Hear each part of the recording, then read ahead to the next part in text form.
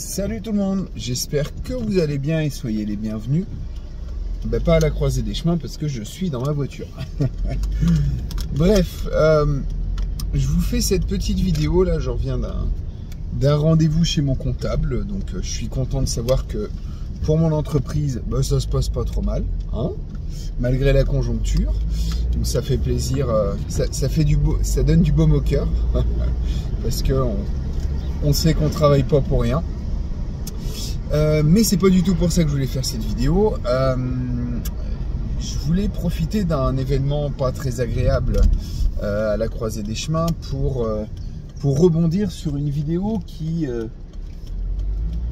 pour laquelle je me pose encore beaucoup de questions, si je fais bien, pas bien. J'ai la petite Annès qui est née il y a quelques jours, qui était assez faiblarde, qui était pas, elle sentait pas très costaud. Et malheureusement, devait arriver ce qui est arrivé. Pas très costaud chez les animaux, ça veut dire peu de chances de survie et malheureusement, elle n'y a pas survécu. C'est un événement triste et malheureusement, ça fait partie de la vie. Hein. On a tous un début et une fin et quand on est fragile, la nature nous rappelle rapidement. Et d'ailleurs, c'est une exception dans l'histoire de la vie sur Terre qu'on soit capable de maintenir en vie des gens malgré des problèmes de santé dès la naissance, des naissances prématurées, etc. Et donc du coup, là en l'occurrence, ça n'a pas suffi. J'ai été la veille au soir l'aider à téter. Je voyais qu'elle avait du mal à se mettre debout, elle n'était pas au top du top. Je l'ai aidé au maximum, ça avait l'air d'aller, mais quand je suis revenu le lendemain matin, malheureusement elle était couchée sur le côté et c'était fini pour elle. Ça a été un moment un peu compliqué puisqu'il a fallu l'emmener, hein, la petite, et forcément la maman voulait pas que je l'approche, la maman voulait pas que je l'emmène, elle courait après la remorque, après le cadavre de son petit, hein. C'était assez triste. Et je me suis rendu compte qu'à une époque, ça m'aurait fait pleurer vraiment. Et là, en l'occurrence, ça m'attriste, mais on sent que malgré tout, quand on tue ces animaux pour manger, on s'endurcit par rapport à ça. Et donc du coup, ça ne fait plus rien, quasiment plus rien.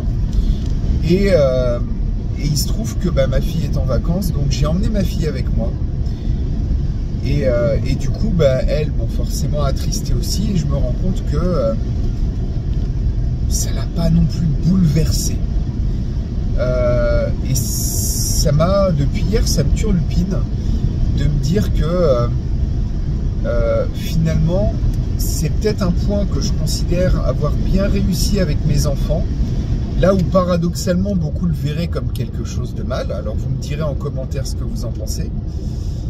Mais notre société n'est plus habituée à voir la mort. On mange de la viande. Moi le premier, j'en mange pas énormément, mais je mange de la viande. En oubliant pour beaucoup de gens bien souvent que c'est un cadavre d'animal. Hein. On me l'a rappelé dans un commentaire que je vendais des cadavres. C'est un peu exagéré de l'imager comme ça, mais on oublie que pour manger notre viande, il y a eu un acte de mort sur un animal qui a été commis, et beaucoup de gens ne sont pas capables de voir la mort d'un animal en face. On va dire aux enfants, ton animal est parti dans une ferme, avec d'autres animaux, il broute dans un pré, il est heureux. Non, ton animal est mort, ça fait partie du processus de la vie, que de mourir à un moment. Nous aussi, on y passera tous un jour. Oui, oui, même toi. Et donc, du coup, il faut, je pense, habituer nos enfants, s'habituer nous-mêmes à faire face à la mort d'animaux, à faire face même à la mort d'autres personnes. Hein. On est tous amenés à perdre des gens dans notre entourage. En tout cas, c'est dans l'ordre logique des choses. Hein. Malheureusement, des fois, les enfants partent avant leurs parents. Et je comprends que ce soit difficile, forcément. C'est plus dur pour un proche que pour un animal.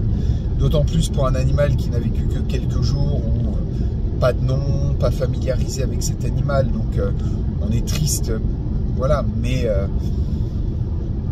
voilà, quand c'est notre chat ou notre chien, bah forcément on sera plus triste. Et quand c'est des proches, on est encore plus triste. Mais pour autant, il ne faut pas, je pense, cacher la mort à nos enfants. Et en règle générale, dans cette société ultra violente, on cache ce qu'est la mort. Pour certains,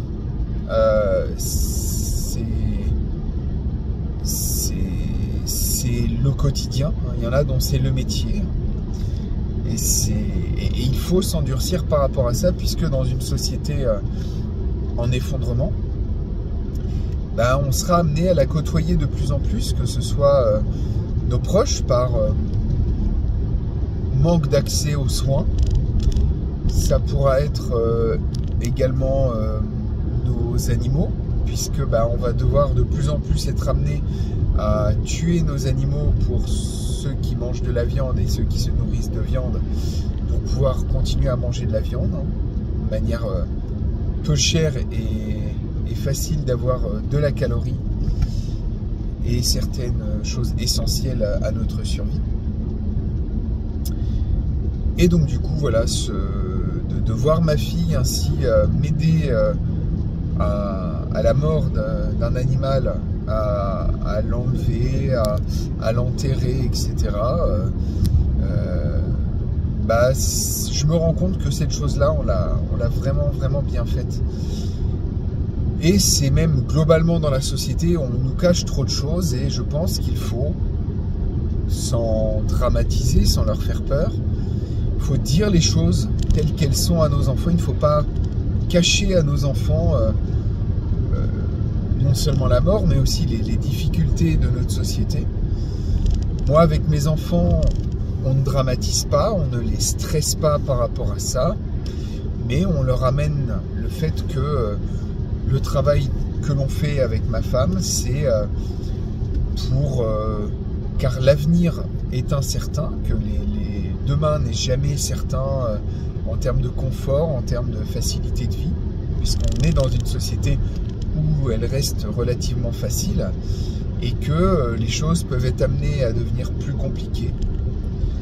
Et donc du coup, on parle de ça à nos enfants et on leur explique bien que si on travaille tel qu'on fait, si on leur demande un coup de main, si on leur apprend des compétences telles qu'on leur apprend, ben c'est essentiellement pour leur donner les bons outils, les bonnes armes pour affronter l'avenir. Et tout ce travail auprès des enfants est essentiel.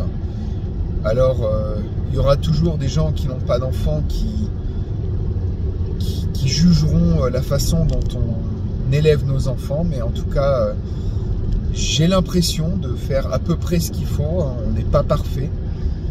Et j'ai l'impression de leur transmettre ce qu'il faut pour affronter l'avenir.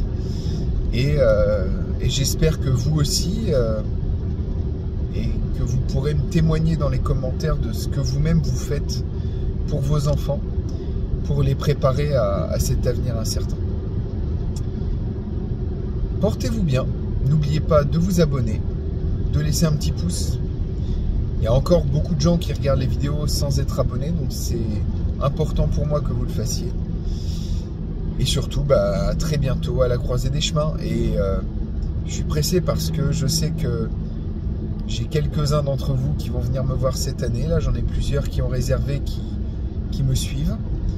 Et je suis impatient de vous rencontrer. Et j'ai également la chance d'accueillir au mois d'août un stagiaire qui suit les vidéos et que je suis très pressé de rencontrer. Là, je viens de lui renvoyer aujourd'hui ses conventions de stage et il va venir passer un peu plus de 10 jours, à peu près 10 jours à la maison, et parce qu'il a un projet un peu similaire au nôtre, avec une partie agricole un peu plus prononcée que nous, en tout cas dans l'état où c'est actuellement, même si on prévoit d'augmenter petit à petit. Et donc du coup, j'espère lui transmettre mon amour de mon travail et la passion de ce que je fais, Donc voilà, c'est encore un plaisir de rencontrer plusieurs d'entre vous. À nouveau, portez-vous bien et à bientôt à la croisée des chemins.